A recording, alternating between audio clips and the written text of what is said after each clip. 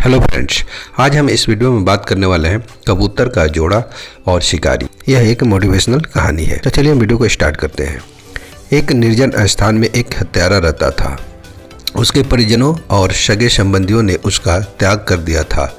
वे उसके जीव हत्या के कार्य से अप्रसन्न थे। उन्होंने उससे कई बार जीव हत्या का त्याग करने की प्रार्थना की, लेकिन हत्यारा नहीं माना। अंततः वे सब उससे दूर हो गए। हत्यारा को शिकारी में बड़ा आनंद आता था। वह अपना अधिकांश समय पशु पक्षियों के शिकार में व्यतीत किया करता था। दिन भर वह जाल और लाठी लेकर वन में भटकता रहता था। वह दिन पर दिन निर्दयी और क्रूर होता जा रहा था। एक दिन उसने जाल बिछाकर एक कबूतरी को फंसा लिया। उसे लेकर प्रसन्नतापूर्वक वह अपने घर की ओर प्रस्थान करने लगा कि बीच रास्ते में बादल घिर आए और वर्षा होने लगी। जल से हत्यारा पूर्णतः भीग गया। वह सर्दी से ठिठुरने लगा। वह वर्षा से बचने के लिए आश्रय ढूंढने लगा। कुछ ही दूर पर उसे पीपल का एक वृक्ष दिखाई पड़ा। उसमें एक बड़ा सा खोल था जिसमें एक मनुष्य घुसकर बैठ सकता था। हत्यारा ने सोचा कि कुछ देर के लिए यहाँ शरण लेना उचित होगा। वह खोल में घुस गया और बोला, इस खोल में रहने वाले जीव, मैं यहाँ कुछ देर आश्रय ले रहा हूँ। आशा है तुम्हें कोई आपत्ति नहीं होगी। इस सहायता के लिए मैं आजीवन तुम्हारा ऋणी रहूँगा। उस खोल में उस कबूतरी का पति रहता था जिसे हत्यारा ने पकड़ लिया था।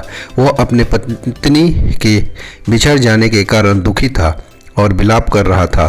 कबूतरी ने जब स्वयं अपने पति का प्रेम देखा तो भावुक हो गई। वह मन ही मन सोचने लगी कि मैं कितनी भाग्यशाली हूँ जो मुझे इस जीवन में ऐसा प्रेम करने वाला पति मिला। इन्हें पाकर मेरा जीवन धन्य हो गया। वह अपने पति से बोली, स्वामी विलाप मत करो, मैं यही हूँ।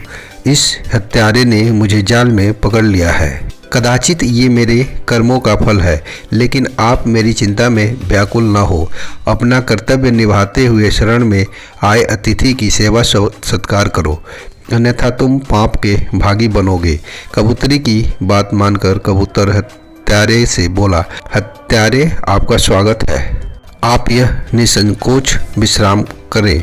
यदि आपको किसी प्रकार का कष्ट हो तो मुझे बताएं, मैं उसके निवारण का हर संभव प्रयास करूंगा। हत्यारा बोला, मैं वर्षा के जल में भीग गया हूँ, मुझे ठंड लग रही है, कुछ आग की व्यवस्था कर दो। कबूतर ने लकड़ियां जमा की और उसे जला दिया। अतिथि आग सेकने लगा और उसकी ठंड दूर हो गई। फिर कबूतर ने सोचा कि अतिथि अवश्य भूखा होगा, मुझे इसके लिए भोजन की व्यवस्था करनी चाहिए। लेकिन उस समय उसके पास अन्न का एक भी दाना नहीं था। वह विचार करने लगा कि क्या करूं कि अतिथि की भूख शांत कर सकूं।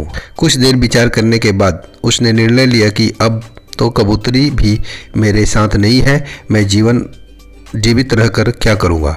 मुझे अपने ही शरीर त्याग कर व्यधा का भोजन बन जाना चाहिए।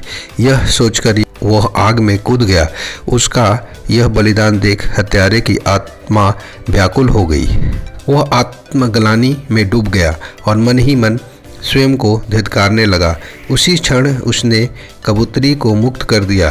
कबूतरी ने जब अपने पति को आग में जलता हुआ देखा तो विलाप करने लगी और कहने लगी कि ये मेरे कर्मों का फल है जिसका सजा आपको मिली। अब मैं अकेली इस संसार में जीकर क्या करूंगी। कबूतरी ने भी आग में कूदकर अपने प्राण का त्याग कर दिया।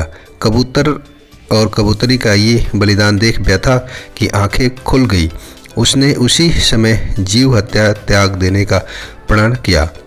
तो दोस्तों, इस कहानी से आपको क्या शिक्षा मिली, आप मुझे कमेंट करके जरूर बताएं। अगर आपको वीडियो पसंद आई तो वीडियो को लाइक कीजिए, शेयर कीजिए, कमेंट कीजिए। मिलते हैं नेक्स्ट वीडियो में, तब तक के लिए नमस्कार, जय हिंद।